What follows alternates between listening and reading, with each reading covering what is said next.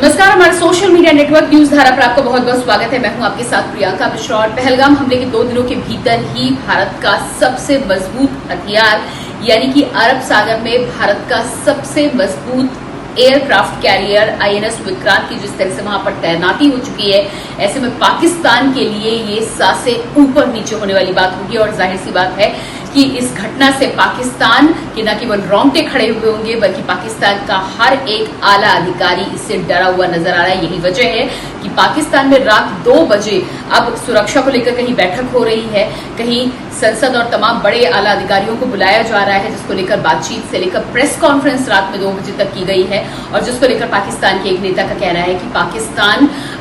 के ऊपर भारत अब अगले 24 से 36 घंटों में हमला कर सकता है। हालांकि भारत में तैयारियां जारी हैं, लेकिन आईएनएस विक्रांत को लेकर क्या खास बात है और क्यों इससे पूरा का पूरा पाकिस्तान डरा हुआ है, ये खास बातें हम आप तक पहुंचाना यहाँ पर चाहेंगे। तो आईएनएस विक्रांत को लेकर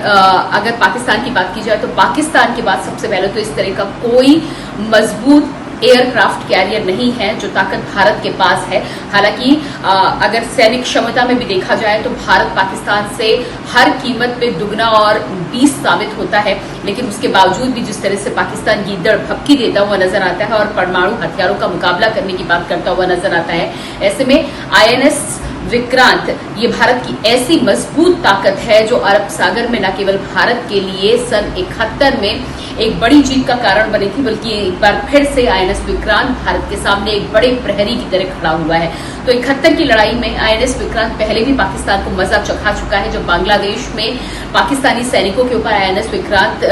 की सहायता से हमले किए गए थे। और न केवल उस जंग को जीता गया था, बल्कि इस बात का अंदाजा इसी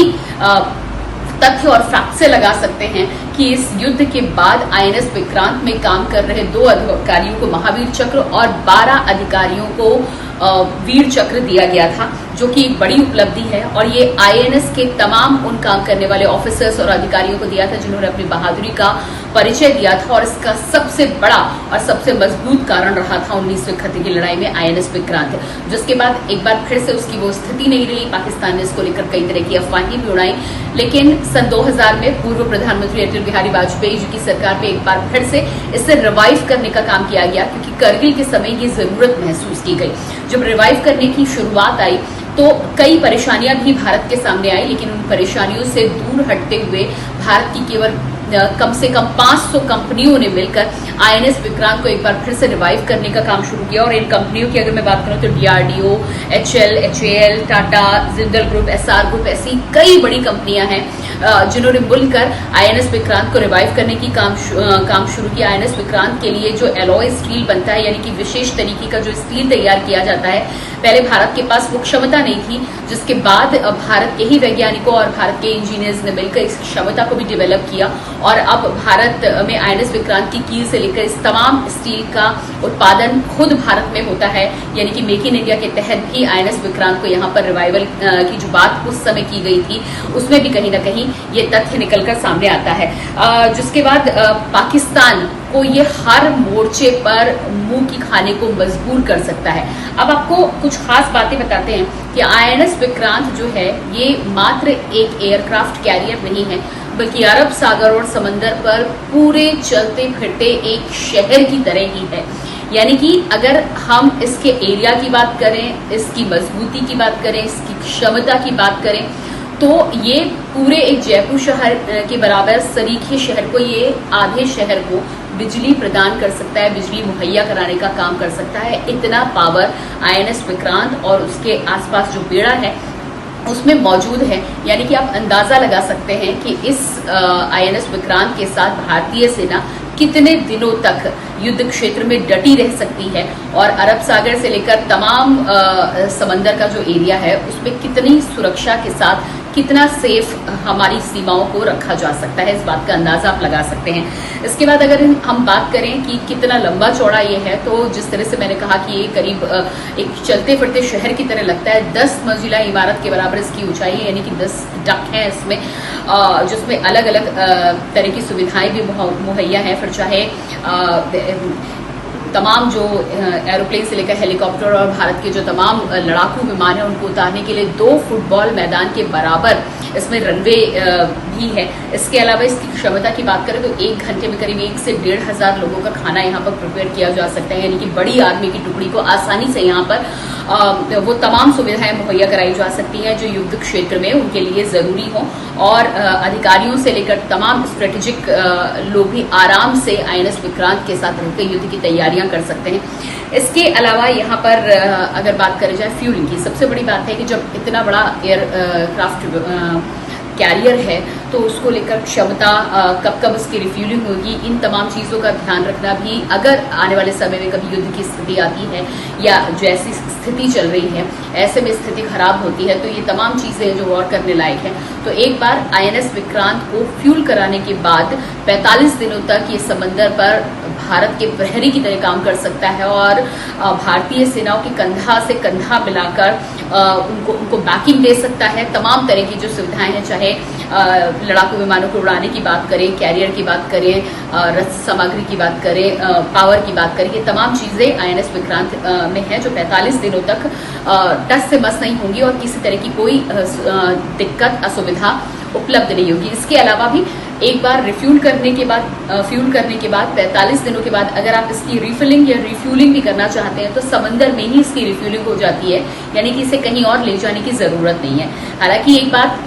बेहद अहम है कि इतना बड़ा है कि युद्ध के दौरान इसे छुपाया नहीं जा सकता, इसलिए इसका पूरा एक सिक्योरिटी सिस्टम भी तैनात किया गया है, यानी कि INS विक्रांत के साथ उसका एक पूरा सुरक्षा बेड़ा भी होता है और आसपास लड़ाकू विमान से लेकर तमाम एंटी सबमरीन माइंस, तमाम शिप्स वगैरह जो इसके साथ हमेशा रहती हैं जो इसकी सुरक्षा के रहा। इसके अलावा रडार से लेकर टेलीफोनिक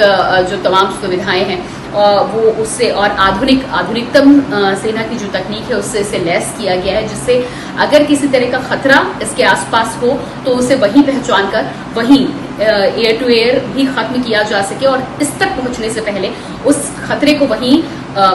पहले ही खत्म किया जा सके। अब हम आपको ये बताते हैं कि INS विक्रांत को लेकर पाकिस्तान